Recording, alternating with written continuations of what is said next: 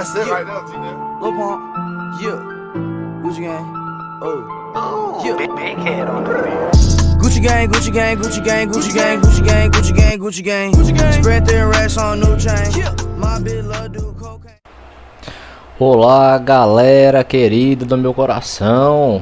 Como é que estão vocês, galerinha do RN? Aqui é o professor Marcos. Tudo tranquilo? Comigo está tudo bem. Espero que vocês também estejam muito bem, devidamente protegidos. Todo mundo usando máscara, bebendo ou passando álcool, né? Porque beber álcool não pode, mas passando álcool nas mãos, tomando todas as devidas precauções para quando a gente voltar, né? Porque a gente vai voltar e eu vou cobrar isso aqui que eu vou já falar para vocês sobre esse assunto, tá? Então, pessoal, nós estamos fazendo aqui essas videoaulas para vocês não ficarem tão ociosos, apesar de que não estão, até porque a Sara ela sempre está passando atividades para vocês e eu sei quem está fazendo, né? E quem não está fazendo. Inclusive, quando nós retornarmos, eu vou começar a cobrar das criaturas que não fizeram para que eles façam, né? Então não faça igual os memes não, que ficam lá 300 de papéis acumulados, tendo que você fazer de última hora, tá? Então vá fazendo, que conhecimento não é nada jogado fora não, viu? Vocês estão com tempo, então aproveite esse tempo de vocês para estudar. Saiam do WhatsApp por um momento e utilize esse tempo de forma mais produtiva. Aqui, pessoal, é o seguinte, pessoal do oitavo e nono, nesse assunto aqui, porque eu vou utilizar dele tanto pro oitavo quanto pro nono, porque é um assunto que vocês não tem como deixar de lado, porque é sempre cobrado, tanto nas avaliações enviadas pela SEMEC, tanto nos livros didáticos, e é um conteúdo que vocês vão ver inclusive no ensino médio, não é deixar de lado de jeito nenhum. Então, para quem é do nono, que acha, né, que vai passar, né, pro primeiro ano, vocês vão ver como continuar vendo esse assunto, talvez de forma um pouco mais pincelada, um pouco mais moderada, mas não vão deixar de ver, até porque existem 56 tipos, né, de figura de linguagem. Então não dá para vocês verem assim de uma vez. Então, vocês vão vendo realmente aos poucos. Vocês veem um pouco no sexto, vão vendo no sétimo, no oitavo e nono, vão sempre relembrando. Até porque a língua portuguesa é assim, é sempre um conhecimento cumulativo. Ninguém aprende uma coisa aqui deixa de lado não, tá? Então vai sempre se acumulando. Bora lá, para deixar de papo. Seguinte, a aula aqui não vai ser tão longa, mas por esse motivo é para prestar bastante atenção, tá? Até porque não vai ser tão extensa. Falarei de algumas figuras de linguagem para vocês, especificamente falarei de 4 tipos. Por esse motivo, eu preparei aqui um slide. Na verdade, já tinha preparado esse slide para outras circunstâncias, mas vou utilizar para dar essa aula para vocês. Bora lá, quem é tanto o pessoal do oitavo quanto do nono, para de responder a mensagem do WhatsApp aí, viu? Que tu vai cair em cima, deixa de responder e agora só preste atenção em mim. Em mim, na verdade, não precisa ficar olhando para mim não, olha para a explicação. Bora lá. Aqui vamos falar a primeira delas, que é a metáfora. Tem alguns alunos meus que falam, pessoal, não é metáfora não, é outro nome, sem acento. Sem acento fica um nome muito feio, que eu não vou nem citar aqui, tá? Mas o nome é metáfora, tá? Não é o nome que alguns de vocês costumam dizer de vez em quando, não. Aqui o que é isso? É o seguinte, ela consiste no uso de uma palavra ou expressão em lugar de outra. Simples assim. Como assim? Uso de uma palavra ou expressão no lugar de outra. Imagine que eu tenho uma palavra que ela tem o seu significado próprio, só que dependendo do contexto, eu utilizo essa mesma palavra em outra situação, e essa palavra que eu utilizei, ela acaba adquirindo um outro significado. Só terminando a explicação. Sem que haja uma relação real, mas em virtude da circunstância, ou seja, depende da situação. Essa palavra tem o seu sentido próprio modificado, fazendo uma analogia entre os dois. Analogia é uma espécie de comparação, mas não é bem uma comparação, tá? Então, bora aqui, por exemplo, para vocês entenderem com mais tranquilidade. Imagina o seguinte, que tem lá a galera aí que já namora, né? Não devia, mas namora. Aí, inclusive, tem umas meninas que dizem o seguinte: professor, ele não pode me deixar porque ele é a luz que ilumina meu dia. Tem gente que diz isso, tá? Por exemplo, lá, a senhorita Não vou dizer o nome para não causar polêmica, porque vai que a mãe de alguém tá vendo, né? Então não vou dizer não. Mas sempre tem esses alunos que gostam de sofrer por antecipação. E aí nessa sofrência deles, eles acabam utilizando frases como essa, acabam dizendo, é você a luz que ilumina o meu dia. Aí você pensa, porra, essa pessoa é um poste. Eita, essa pessoa é o que? É um refletor? Não, não é. É o sol, mais ou menos isso. Então quando a pessoa utiliza assim, você é, olha como ela está afirmando, você é a luz. Você é a luz que ilumina o meu dia. Ela quer dizer isso aqui, que a pessoa ela é importante. Então preste atenção. Ele utilizou essa palavra luz, que tem um significado, só que nesse contexto ele não está dizendo que a pessoa é uma luz propriamente dita, que ela é uma lâmpada. Quer dizer o que? Quer dizer que essa pessoa ela é importante na vida dela. Tranquilo? Vamos para o segundo exemplo. O segundo exemplo é antes dessa pandemia, que você já sabe que é pandemia, porque a Sara fez um vídeo explicando para vocês. Lá na sala, aí a Carol, lá do 8º ano, ela disse assim pra mim, professor, o Andrian é um gato. O Andrian ficou vermelho, meu amigo. Ficou da cor dessa luz aqui, que tá saindo desse mouse aqui. Vermelho, meu amigo. O homem lá não sabia onde colocava a cabeça. Aí o que é que aconteceu? Quando a Carol diz isso aqui, essa frase, o Andrian é um gato, ela não quer dizer que o Andrian tem 4 patas, é peludinho, balança o rabinho, sim, e faz miau não. O que ela quer dizer é que o André é o que? Bonito. Então o que eu quero que perceba é o seguinte. Foi a palavra utilizada gato, quem sabe que gato é um animal, um substantivo. Só que nesse contexto não significa gato de animal, significa que é uma pessoa bonita, uma pessoa atraente. E isso a gente utiliza diversas vezes. Por exemplo, quando alguns meninos chamam as meninas de princesa, que é raro, mas não chama. Mas de vez em quando aparece um cavaleiro e chama, olha, essa menina é uma princesa. Tá? Ele também se utiliza da metáfora. Então é algo que não é alheio a vocês. Vocês sabem o que é.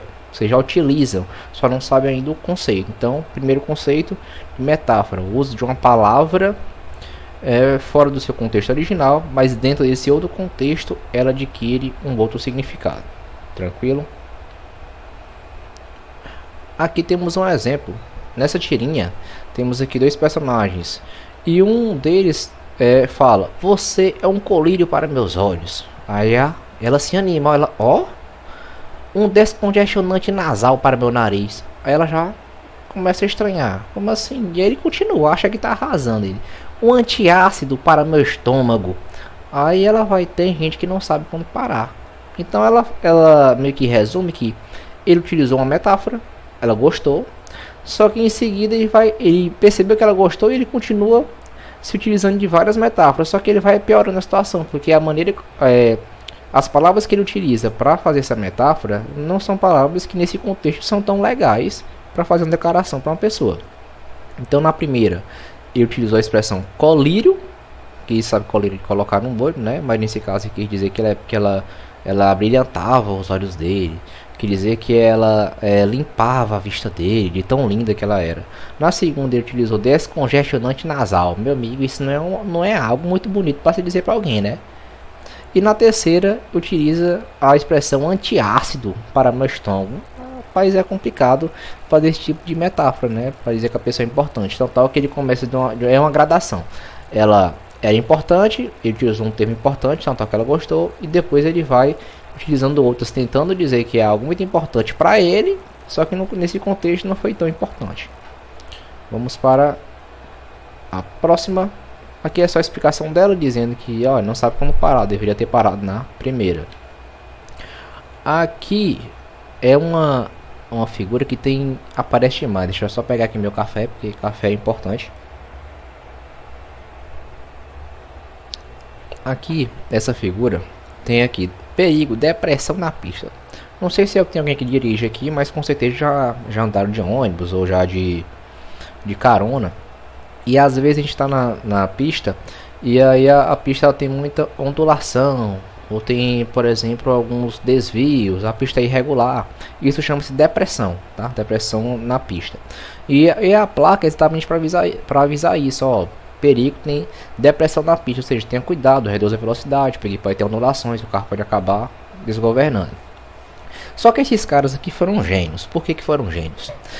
Todo mundo sabe que é depressão no sentido original quando se refere à doença, que é quando a pessoa fica muito deprimida, para baixo, triste, às vezes não tem nenhum motivo aparente, mas ela às vezes pode causar alguns transtornos muito ruins tanto para a família quanto para a pessoa que passa por esse problema. E aí o que os caras fizeram? Eles simplesmente decidem tirar uma foto, aí fica aquele encostado, ó, como se estivesse triste, o outro aqui, ó, preocupado, isso aqui com a mão na cabeça, com desespero. Então eles pegaram a palavra que está num contexto original dela, que é no contexto de ser uma sinalização, que é depressão, ter cuidado com a pista, e eles fizeram com que essa palavra adquirisse uma conotação humorística, porque eles colocaram como se ela tivesse um sentido de ser uma doença, de estar triste, deprimido, desolado, tá? Então nesse caso aqui eles foram extremamente inteligentes em fazer esse tipo de meme, né, que acabou virando um meme depois, tá? Então a metáfora que está na palavra depressão, que consequentemente também é uma polissemia, tá? Mas isso aí ficaremos para outra aula. Vamos falar agora de comparação ou simile, tá? Tanto faz, pode ter livro que vocês vejam com o nome de comparação e pode ter livros que vocês vejam com o nome de simile, mas é a mesma coisa. O que é isso? É parecido com metáfora, tanto que tem gente que confunde muito com metáfora, só que tem um detalhe que faz com que ela não seja uma metáfora em si. Na metáfora, quando eu utilizo em frases, em orações, eu geralmente afirmo. Eu falo, fulano é isso, fulano é aquilo. No caso da comparação, não. Na comparação, o que acontece? Ela acontece quando é estabelecida entre palavras ou expressões uma relação comparativa explícita, ou seja, eu vou comparar uma coisa com outra, marcada pela presença de termos comparativos. Quais são esses termos comparativos? Temos alguns que a gente sempre utiliza. Por exemplo, o como, o assim como, tal como, igual a, que nem. São termos comparativos. Quando eu quero comparar uma coisa com outra, geralmente eu utilizo esses termos. A comparação ela também pode ser feita a partir de alguns verbos. Aqui tem dois que eu coloquei, que é o verbo parecer, que dá essa ideia de dizer que não é igual, mas que é próximo, e a palavra assemelhar-se ou assemelhar, tanto faz, tá? Vamos aqui aos exemplos. Tem aqui, quando a criatura diz assim, ó, você é bela como a flor. Perceba, é um elogio, só que é diferente da metáfora. Ele não está afirmando, ó, você é uma flor. Não, ele disse, você é bela como uma flor. O que ele compara não são as pessoas, o que ele compara é somente a beleza. Então tal que ele usa esse termo aqui, ó, bela e flor, e lá no meio tá lá o termo como, para comparar. É como se deixasse uma distinção, ó, tô comparando aqui a beleza dela com uma flor. Tranquilo? Aqui tem, aquela velha parece uma bruxa.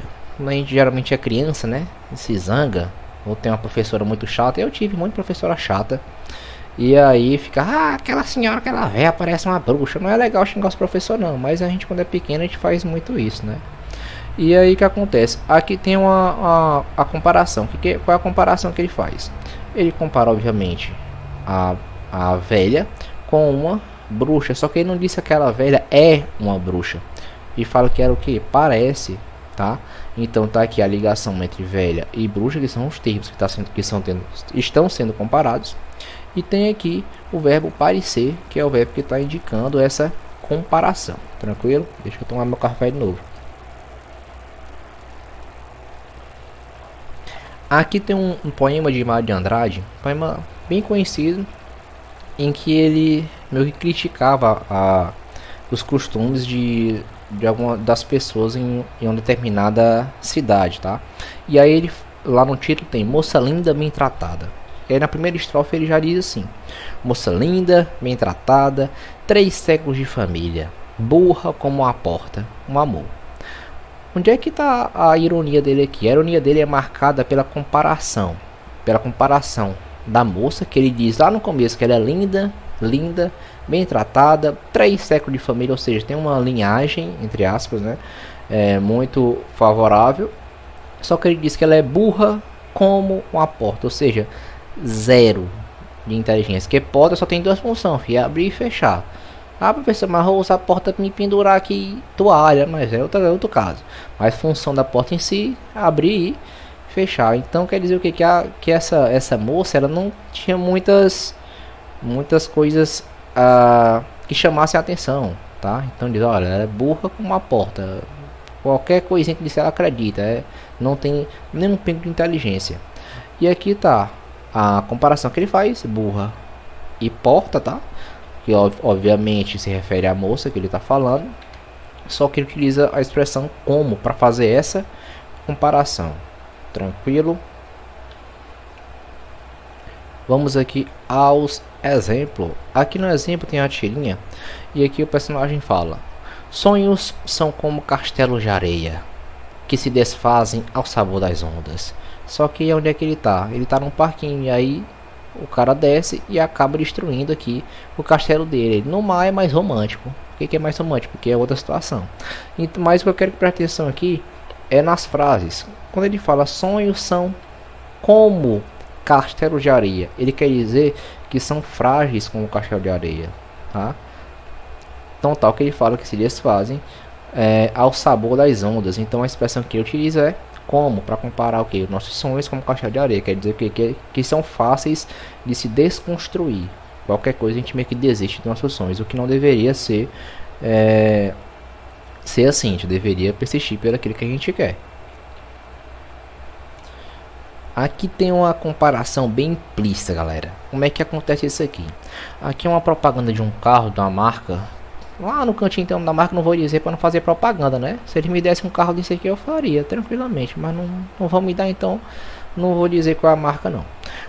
Mas só observando aqui o que a gente percebe? A gente percebe o seguinte, que eles estão meio que dizendo o seguinte: olha, nosso carro, esse carro aqui, ele é forte, resistente como um rinoceronte.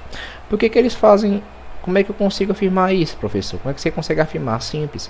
Quando eles pegam esse rinoceronte aqui, como se fosse um molde, uma carcaça, um chassi desse veículo, e pegam ali a parte de cima do veículo, como se estivesse sendo montado, então tal que tem aqui as linhas, ó, as ferramentas, as cordas, como se fosse inserir aqui essa carcaça aqui nesse chassi, eles dão a entender o que esse carro é um carro robusto, um carro forte, um carro resistente, porque o rinoceronte em si é um animal altamente forte e resistente. Então é basicamente isso que eles fazem, a comparação. Então tem esses dois elementos, o rinoceronte e tem aqui a carcaça deste carro. Então é a comparação que eles fazem. Ele não está afirmando que o carro é um rinoceronte, tá? Está afirmando que ele está meio que deixando claro que o carro ele é resistente, forte como este rinoceronte. Vamos aqui para terceira e última por hoje, tá? Depois nós continuaremos com o restante. Mas por enquanto são essas três para também o vídeo não ficar enorme. Hipérbole, tem gente que chama de hiperbole, mas não é hiperbole não, viu? É hipérbole, olha o acento ali. O que é isso? Isso aqui é o que vocês mais utilizam, principalmente na sala de aula. Falam demais disso aqui. Toda hora, quando já tá dando ali... nem 9 horas que é do recreio, né? Um pouquinho antes ali, 8h50, já começam a dizer algumas frases cheias de hipérbole. Mas bora entender. Hipérbole, ela é caracterizada pelo exagero de uma ideia. Mas esse exagero ele tem uma função. Qual é a função? A função é expressar uma intensidade. Então, quando eu quero ampliar a informação, dar mais ênfase na informação, eu acabo me utilizando de alguns termos que funcionam como hipérbole, que é para exagerar a informação que eu quero dar. Tem algumas outras coisas que a gente utiliza, mas nesse caso vamos focar principalmente na hipérbole. Então entenda, é uma figura de linguagem construída através do uso intencional. Então entenda, esse uso é intencional. Assim você usa meio que de forma inconsciente, mas de toda forma a gente já está tão acostumado a utilizar que a gente já utiliza de maneira natural. De uma palavra ou expressão exagerada em si mesma ou pelo uso de um termo que é exagerado em relação ao contexto. Então tudo vai se adequar à situação. Vamos aqui ao exemplo. Primeiro exemplo. Aqui, pessoal, para dar esse exemplo, eu vou primeiro colocar aqui a música para vocês ouvirem. Depois eu vou dizer onde é que está o exagero dessas informações. Para isso, eu vou ter que me retirar aqui só um segundinho. Retirar não, eu vou meio que tirar isso aqui, eliminar isso aqui, e vamos agora ver aqui isso aqui. Depois podem procurar a música completa, que não vou botar a música toda não, tá? Pra você não ficar dançando em casa. Preste atenção na letra, viu?